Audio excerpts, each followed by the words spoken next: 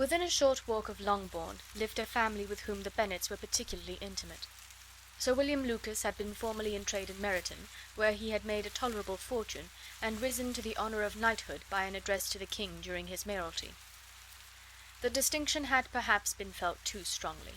It had given him a disgust to his business, and to his residence in a small market town, and in quitting them both, he had removed with his family to a house about a mile from Meryton, denominated from that period Lucas Lodge, where he could think with pleasure of his own importance, and, unshackled by business, occupy himself solely in being civil to all the world. For though elated by his rank, it did not render him supercilious.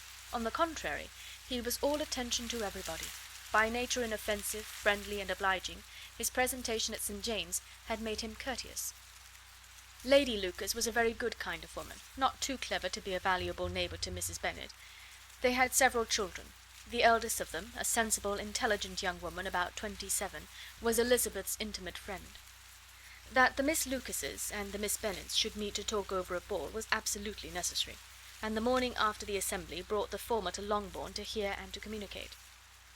"You began the evening well, Charlotte," said Mrs. Bennet, with civil self-command, to Miss Lucas. "You were Mr. Bingley's first choice." "Yes, but he seemed to like his second better." "Oh, you mean Jane, I suppose, because he danced with her twice." "To be sure, that did seem as if he admired her. Indeed, I rather believe he did. I heard something about it, but I hardly know what. Something about Mr. Robinson." "Perhaps you mean what I overheard between him and Mr. Robinson. Did not I mention it to you? Mr. Robinson's asking him how he liked our Meryton assemblies, and whether he did not think there were a great many pretty women in the room, and which he thought the prettiest, and his answering immediately to the last question, 'Oh, the eldest Miss Bennet, beyond a doubt. There cannot be two opinions on that point.'" "'Pon my word! Well, that is very decided indeed. That does seem as if... But, however, it may all come to nothing, you know." "My overhearings were more to the purpose than yours, Eliza," said Charlotte. "Mr. Darcy is not so well worth listening to as his friend, is he? Poor Eliza! To be only just tolerable! I beg you would not put it into Lizzie's head to be vexed by his ill treatment, for he is such a disagreeable man, that it would be quite a misfortune to be liked by him. Mrs. Long told me last night that he sat close to her for half an hour without once opening his lips."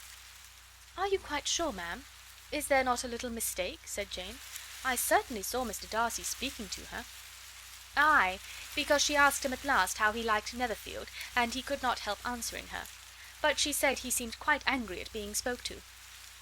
"Miss Bingley told me," said Jane, "that he never speaks much, unless among his intimate acquaintances. With them he is remarkably agreeable." "I do not believe a word of that, my dear. If he had been so very agreeable, he would have talked to Mrs. Long. But I can guess how it was. Everybody says that he is eat up with pride, and I dare say he had heard somehow that Mrs. Long does not keep a carriage, and had come to the ball in a hack chaise." "I do not mind his not talking to Mrs. Long," said Miss Lucas, "but I wish he had danced with Eliza." "Another time, Lizzie," said her mother, "I would not dance with him, if I were you." "I believe, ma'am, I may safely promise you never to dance with him." "His pride," said Miss Lucas, "does not offend me so much as pride often does, because there is an excuse for it. One cannot wonder that so very fine a young man, with family, fortune, everything in his favour, should think highly of himself. If I may so express it, he has a right to be proud." "That is very true," replied Elizabeth, "that I could easily forgive his pride if he had not mortified mine." "Pride," observed Mary, who piqued herself upon the solidity of her reflections, "is a very common failing, I believe. By all that I have ever read, I am convinced that it is very common indeed, that human nature is particularly prone to it, and that there are very few of us who do not cherish a feeling of self-complacency on the score of some quality or other, real or imaginary. Vanity and pride are different things, though the words are often used synonymously. A person may be proud without being vain. Pride relates more to our opinion of ourselves, vanity to what we would have others think of us." "If I were as rich as Mr. Darcy," cried a young Lucas, who came with his sisters, "I should not care how proud I was. I would keep a pack of foxhounds and drink a bottle of wine a day." "Then you would drink a great deal more than you ought," said Mrs. Bennet, "and if I were to see you at it, I should take away your bottle directly." The boy protested that she should not. She continued to declare that she would, and the argument ended only with the visit.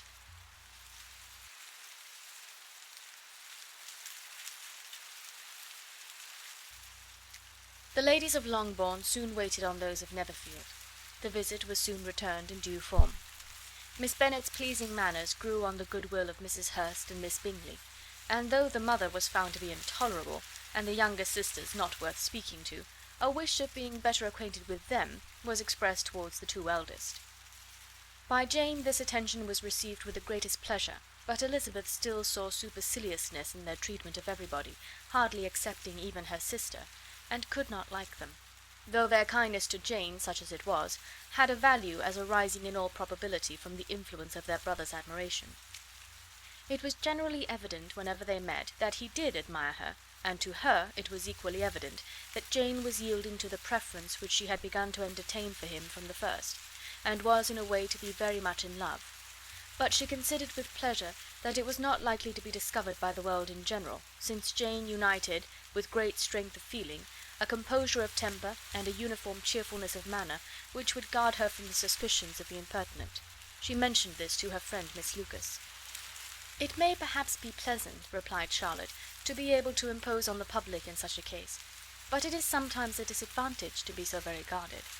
If a woman conceals her affection with the same skill from the object of it, she may lose the opportunity of fixing him, and it will then be but poor consolation to believe the world equally in the dark. There is so much of gratitude or vanity in almost every attachment, that it is not safe to leave any to itself. We can all begin freely, a slight preference is natural enough, but there are very few of us who have heart enough to be really in love without encouragement. In 9 cases out of 10, a woman had better show more affection than she feels. Bingley likes your sister undoubtedly, but he may never do more than like her, if she does not help him on." "But she does help him on, as much as her nature will allow. If I can perceive her regard for him, he must be a simpleton indeed not to discover it too. Remember, Eliza, that he does not know Jane's disposition as you do. But if a woman is partial to a man, and does not endeavour to conceal it, he must find it out." "Perhaps he must, if he sees enough of her. But though Bingley and Jane meet tolerably often, it is never for many hours together, and as they always see each other in large mixed parties, it is impossible that every moment should be employed in conversing together. Jane should therefore make the most of every half-hour in which she can command his attention. When she is secure of him, there will be more leisure for falling in love as much as she chooses." "Your plan is a good one," replied Elizabeth, "where nothing is in question but the desire of being well married, and if I were determined to get a rich husband, or any husband, I dare say I should adopt it. But these are not Jane's feelings. She is not acting by design.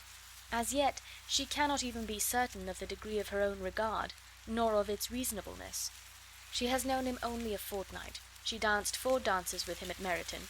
She saw him one morning at his own house, and has since dined with him in company 4 times. This is not quite enough to make her understand his character." "Not as you represent it. Had she merely dined with him, she might only have discovered whether he had a good appetite. But you must remember that 4 evenings have also been spent together, and 4 evenings may do a great deal." "Yes, these 4 evenings have enabled them to ascertain that they both like Vingt better than commerce, but with respect to any other leading characteristic, I do not imagine that much has been unfolded." "Well," said Charlotte, "I wish Jane success with all my heart, and if she were married to him to-morrow, I should think she had as good a chance of happiness as if she were to be studying his character for a 12-month. Happiness in marriage is entirely a matter of chance. If the dispositions of the parties are ever so well known to each other, or ever so similar beforehand, it does not advance their felicity in the least. They always continue to grow sufficiently unlike afterwards to have their share of vexation, and it is better to know as little as possible of the defects of the person with whom you are to pass your life." "You make me laugh, Charlotte, but it is not sound. You know it is not sound, and that you would never act in this way yourself." Occupied in observing Mr. Bingley's attentions to her sister, Elizabeth was far from suspecting that she was herself becoming an object of some interest in the eyes of his friend. Mr. Darcy had at first scarcely allowed her to be pretty. He had looked at her without admiration at the ball, and when they next met, he looked at her only to criticise. But no sooner had he made it clear to himself and his friends that she hardly had a good feature in her face, than he began to find it was rendered uncommonly intelligent by the beautiful expression of her dark eyes. To this discovery succeeded some others equally mortifying. Though he had detected with a critical eye more than one failure of perfect symmetry in her form, he was forced to acknowledge her figure to be light and pleasing, and in spite of his asserting that her manners were not those of the fashionable world, he was caught by their easy playfulness. Of this she was perfectly unaware. To her he was only the man who made himself agreeable nowhere, and who had not thought her handsome enough to dance with. He began to wish to know more of her, and as a step towards conversing with her himself, attended to her conversation with others. His doing so drew her notice. It was at Sir William Lucas's, where a large party were assembled. "What does Mr. Darcy mean," said she to Charlotte, "by listening to my conversation with Colonel Forster?" "That is a question which Mr. Darcy only can answer. But if he does it any more, I shall certainly let him know that I see what he is about. He has a very satirical eye, and if I do not begin by being impertinent myself, I shall soon grow afraid of him." On his approaching them soon afterwards, though without seeming to have any intention of speaking, Miss Lucas defied her friend to mention such a subject to him, which immediately provoking Elizabeth to do it, she turned to him and said, "Did you not think, Mr. Darcy, that I expressed myself uncommonly well just now, when I was teasing Colonel Forster to give us a ball at Meryton?" "With great energy, but it is always a subject which makes a lady energetic." "You are severe on us." "It will be her turn soon to be teased," said Miss Lucas. "I am going to open the instrument, Eliza, and you know what follows." "You are a very strange creature by way of a friend, always wanting me to play and sing before anybody and everybody. If my vanity had taken a musical turn, you would have been invaluable, but as it is, I would really rather not sit down before those who must be in the habit of hearing the very best performers." On Miss Lucas's persevering, however, she added, "Very well, if it must be so, it must," and gravely glancing at Mr. Darcy, "There is a fine old saying, which everybody here is of course familiar with, 'Keep your breath to cool your porridge,' and I shall keep mine to swell my song." Her performance was pleasing, though by no means capital. After a song or two, and before she could reply to the entreaties of several that she should sing again, she was eagerly succeeded at the instrument by her sister Mary, who, having in consequence of being the only plain one in the family, worked hard for knowledge and accomplishments, was always impatient for display.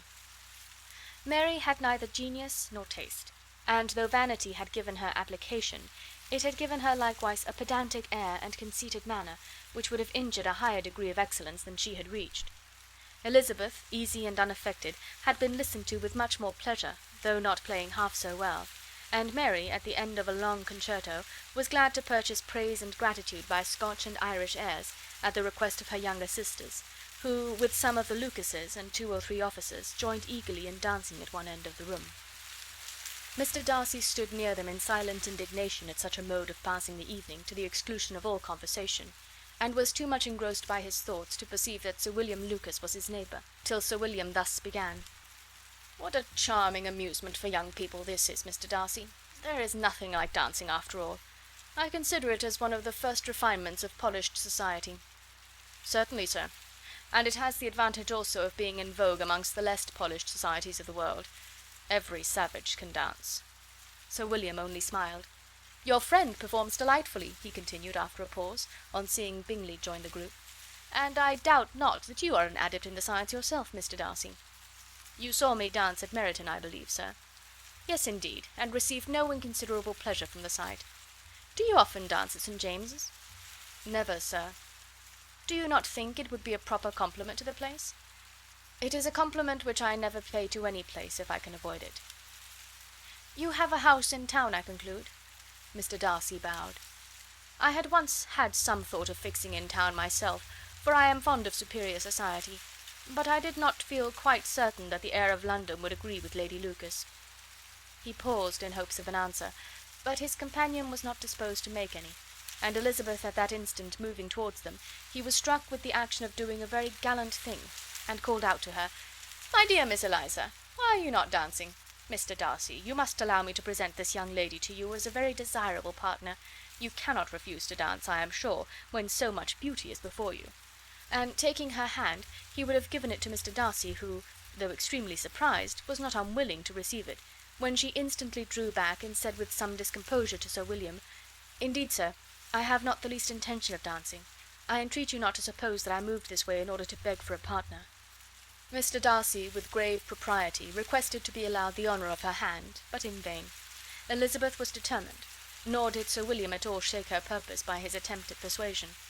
You excel so much in the dance, Miss Eliza, that it is cruel to deny me the happiness of seeing you. And though this gentleman dislikes the amusement in general, he can have no objection, I am sure, to oblige us for 1/2 hour." "Mr. Darcy is all politeness," said Elizabeth, smiling. "He is indeed, but considering the inducement, my dear Miss Eliza, we cannot wonder at his complaisance, for who would object to such a partner?" Elizabeth looked archly, and turned away. Her resistance had not injured her with the gentleman, and he was thinking of her with some complacency, when thus accosted by Miss Bingley. "I can guess the subject of your reverie." "I should imagine not." "You are considering how insupportable it would be to pass many evenings in this matter, in such society. And indeed I am quite sure of your opinion. I was never more annoyed. The insipidity, and yet the noise, the nothingness, and yet the self-importance of all these people. What would I give to hear your strictures on them? Your conjecture is totally wrong, I assure you. My mind was more agreeably engaged. I have been meditating on the very great pleasure which a pair of fine eyes in the face of a pretty woman can bestow." Miss Bingley immediately fixed her eyes on his face, and desired he would tell her what lady had the credit of inspiring such reflections. Mr. Darcy replied with great intrepidity, "Miss Elizabeth Bennet." "Miss Elizabeth Bennet?" repeated Miss Bingley. "I am all astonishment. How long has she been such a favourite? And pray, when am I to wish you joy?" "That is exactly the question which I expected you to ask. A lady's imagination is very rapid. It jumps from admiration to love, from love to matrimony, in a moment. I knew you would be wishing me joy. Nay, if you are serious about it, I shall consider the matter as absolutely settled. You will be having a charming mother-in-law indeed, and of course she will always be at Pemberley with you." He listened to her with perfect indifference while she chose to entertain herself in this matter, and as his composure convinced her that all was safe, her wit flowed long.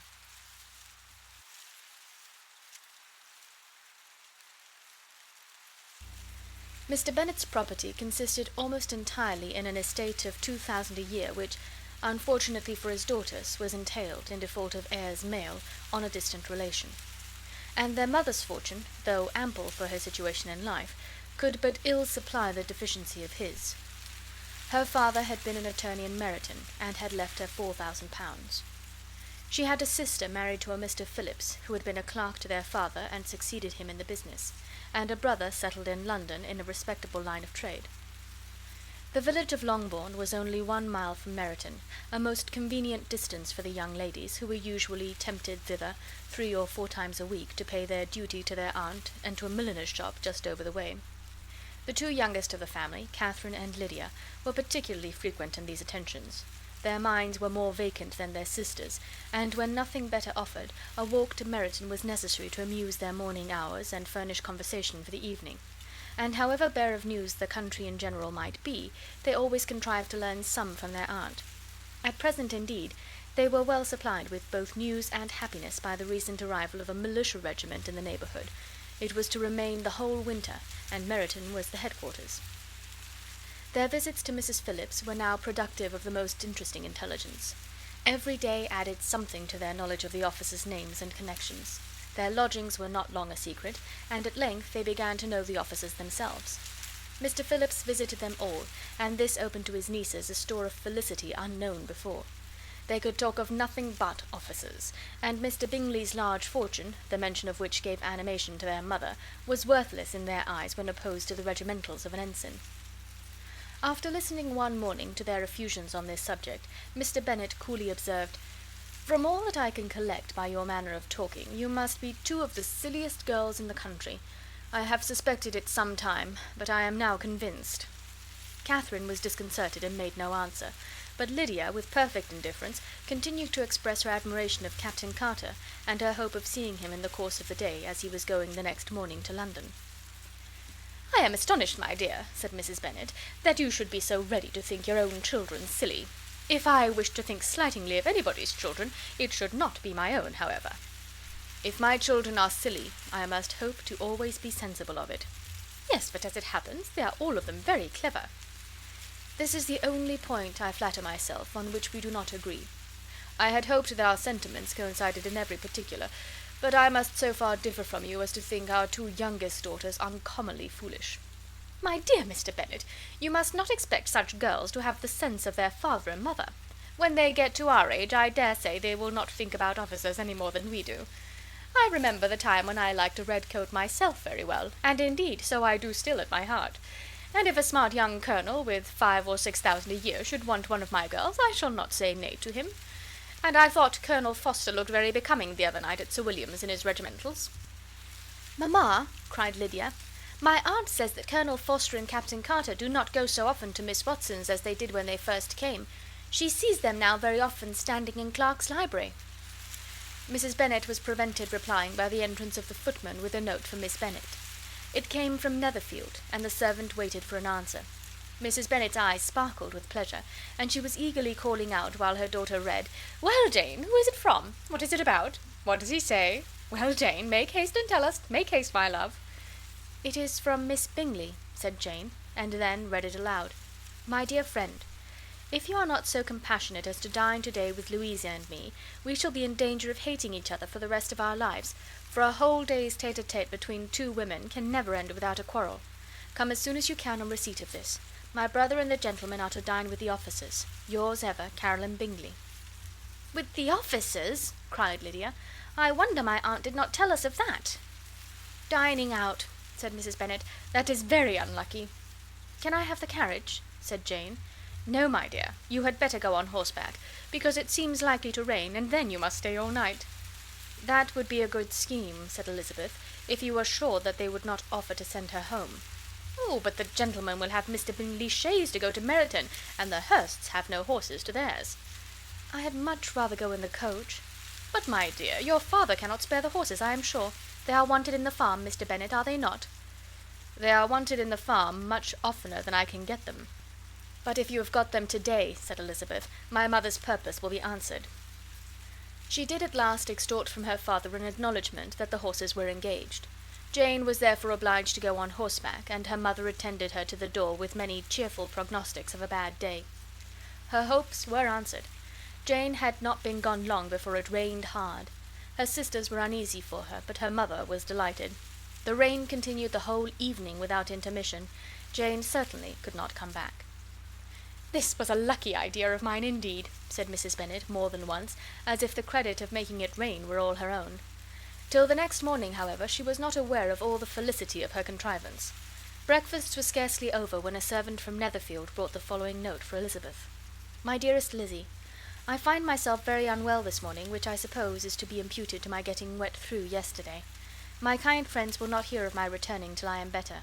They insist also on my seeing Mr. Jones, therefore do not be alarmed if you should hear of his having been to me, and, excepting a sore throat and headache, there is not much the matter with me.